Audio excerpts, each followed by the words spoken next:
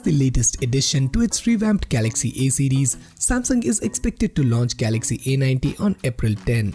The Galaxy A90 will be the star of the show as it will bring premium flagship-like design and hardware at mid-range price point. Some notable features include a pop-up selfie camera, triple rear camera, and an in-display fingerprint sensor. These features have been seemingly confirmed with some fresh renders of the Galaxy A90.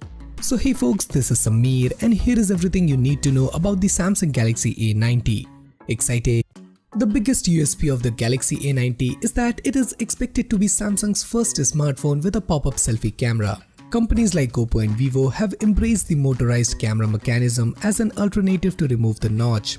With a rising selfie camera, the display is left free of any notch or cutout, allowing for more immersive viewing experience.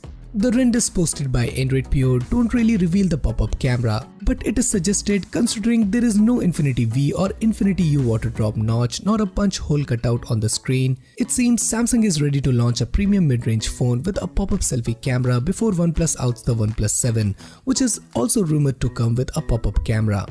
The Galaxy A90 will also be Samsung's first phone to sport a notchless Infinity display. The size of the display is still a mystery, but we do expect to see a Full HD Plus resolution.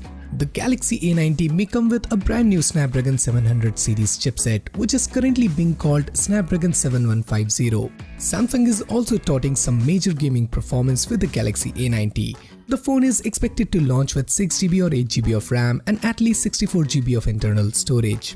The upcoming Galaxy A90 will likely ship with Android Pie with One UI on the top. It could hold a battery capacity between 3500 mAh to 4000 mAh and it will also support fast charging. You can expect more details to surface as we approach the launch of Galaxy A90 on April 10. So guys, what do you think about this Galaxy A90?